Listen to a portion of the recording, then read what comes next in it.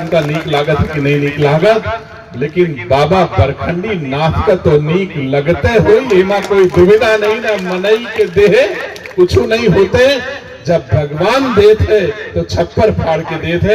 हमार नियत साफ है, हम चाहे हारी चाहे जीती इसी माटी में जन्मा हूं, इसी माटी में सेवा करने लायक हुआ हूं और इसी माटी में अंतिम सांस लेकर के मिट जाऊंगा, मिल जाऊंगा।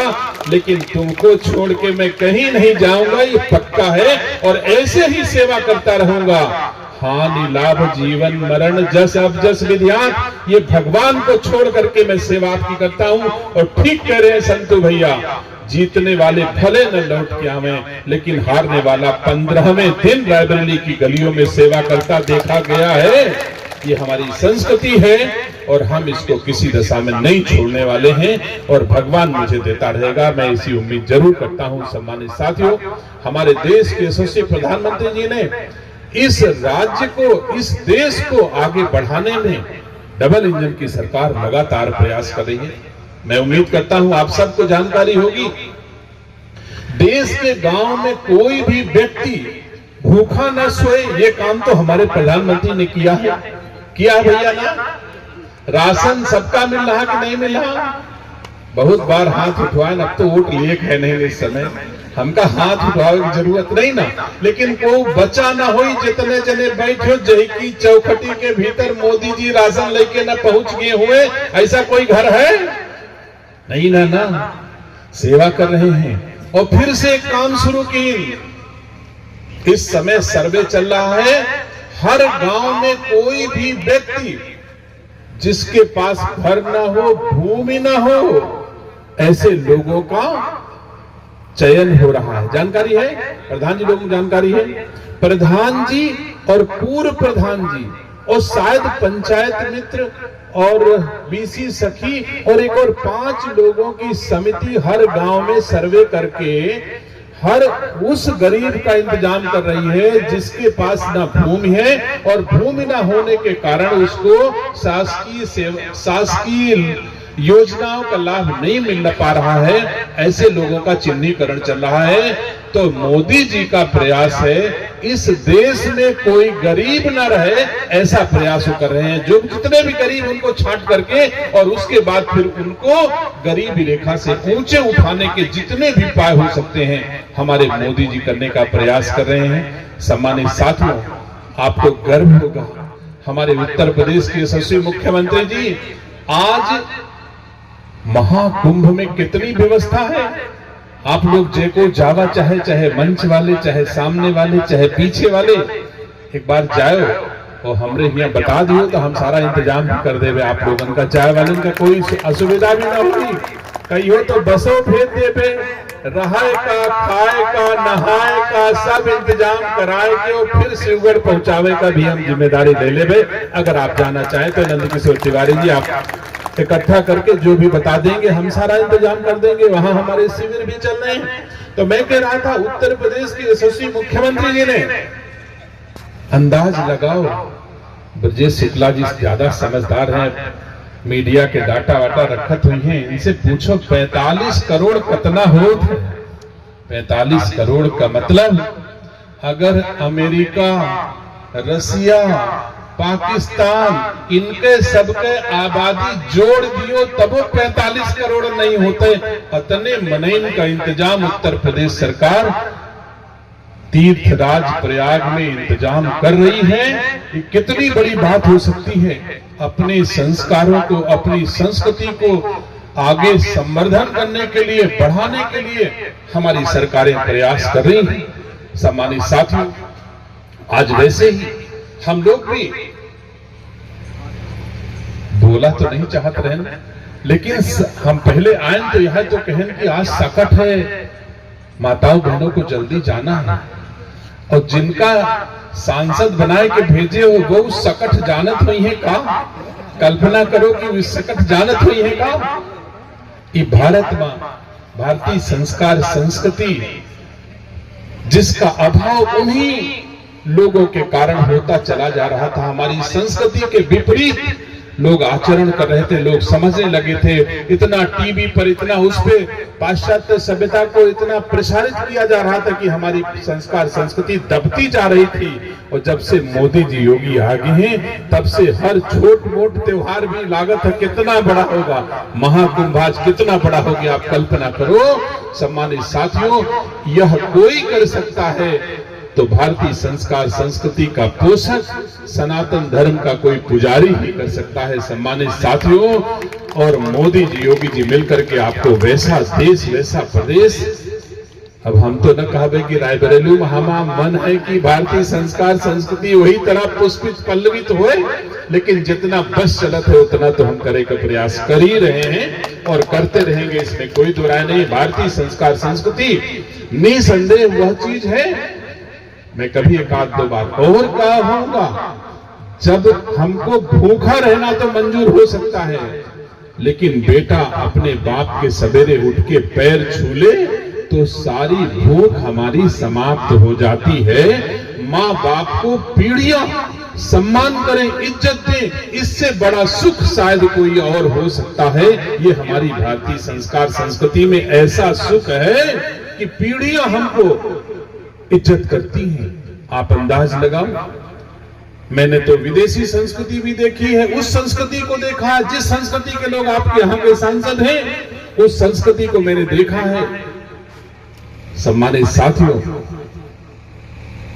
अगर शादी होके आवे और जब तक फोटोग्राफर घर तक पहुंचावत है तब तक उनके सबके यहाँ डाइवोर्स हो चुका होता है, ऐसी संस्कृति उनकी सबकी है। और हमरे तुमरे यहाँ अगर पंडित जी 7 फेरा अग्नि का साक्षी मान के करा देते तो हम लोग 7 जन्म तक ब्याह निभावे के प्रयास करी थे कि नहीं करी था। आपको हमारी संस्कृति ये है। सम्मानित साथियों, इसलिए इस संस्कृति को अभी मैं पूजा कर रहा था इस स्थल पर जहां सहज उत्कृष्टता केंद्र का निर्माण होना है, उसकी पूजा कर रहा था। अगर अतनी देर फूल लेके हाथे में अपने एमपी के फूल रखा के हाथ जोड़े कह दियो तो फूल बहाए के गाड़ी पे बैठ के चले जाइए। और मुझे मंत्रों को सुन करके मेरे मस्तिष्क पे कितनी ऊर्जा आ रही थी ये मेरा जी जानता है। मन कहता था कि पंडित जी और अभी उच्चारण करें, आधे से ज्यादा तो मंत्र मुझे कंठस्थ है, इसमें कोई दो राय नहीं जितने पंडित जी ने कहा होगा। लेकिन अगर उन लोगों को जो उस संस्कृति के पोषक हैं उनसे कह दो कोई गणेश जी के बारे में इतने मंत्र जिनकी आज पूजा हमारी माताएं बहनें करती हैं, उनके बारे में जानते नहीं, तो क्या उनके नेतृत्व में हम अपने परिवार को ऐसा आचरण व्यवहार करने की सीख दे सकते हैं? क्या हमारे बच्चे इस तरह उनका अनुपालन कर सकते हैं? तो सम्मानित साथियों, हमका एमपी बनाओ चाहे न बनाओ, लेकिन ये देश के प्रधानमंत्री जी को भारतीय संस्कार संस्कृति को बचाए रखने के लिए आपका आशीर्वाद अपेक्षित है। और मैं तो में ऐसे ही लोगों की सेवा करने के लिए निकला हूं। मैं मानता हूं ये सेवा मेरी निष्फल नहीं जाएगी, लेकिन मैं बिना किसी स्वार्थ के सेवा आपकी चौखट पे कर रहा हूं। हारने के बाद भी सेवा कर रहा हूं, निरुत्साहित नहीं हूं। बहुत सारे लोग, हमारे बहुत प्रधान जी लोग हैं, आप पता कर लो, हारने के बाद कम प्रधान हुई हैं जो अपने गांव के लोगन के बीच में सड़क बनावे जात हुई हैं। लेकिन मैं हारने के बाद भी कभी शिवगढ़ नहीं छोड़ा हूं, न कभी छोड़ूंगा, ये आप भरोसा रखिए। सम्मानित साथियों, मैं आप सबको शुभकामनाएं देता हूं।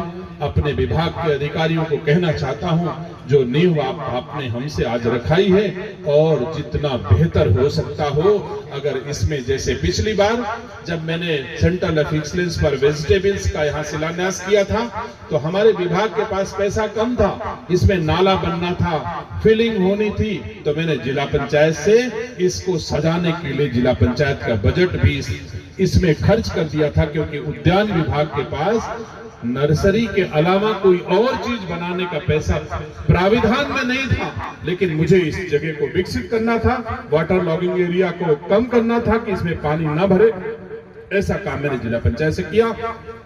तो अभी भी मैं भरोसा दिलाता हूं उद्यान विभाग के निदेशक को कि आप जितना बढ़िया centre of excellence for Honey बना सकते हो आप बनाइए, पैसा की कमी वैसे तो उद्यान विभाग में नहीं ना, और कम से कम रायबरेली के लिए तो बिल्कुल नहीं ना, और शिवगढ़ के लिए बरखंडी बाबा की पावन भूमि के लिए तो बिल्कुल कोई कमी नहीं। हमारा भंडार खूब बड़ा, जितना बढ़िया बना सकते हो उतना बढ़िया बनाने का प्रयास करिए।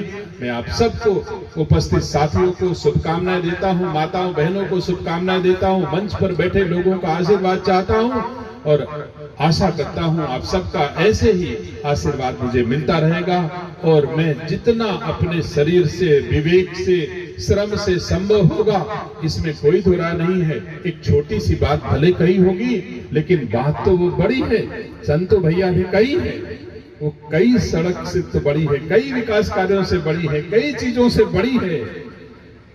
और भले वोट ना दीन हुई है, लेकिन नीक तो लाग हुई वह 1 जनवरी का हमार फोटो, क्योंकि रायबरेली की माटी प्रधानमंत्री आवास में दिखी है तो नीक तो लगबे भाव हुई, इमा कोई दुराय नहीं है। और वहां तक कम लोग पहुंच पाते होंगे जहां रायबरेली का बेटा आपका सम्मान लेकर के पहुंचा था।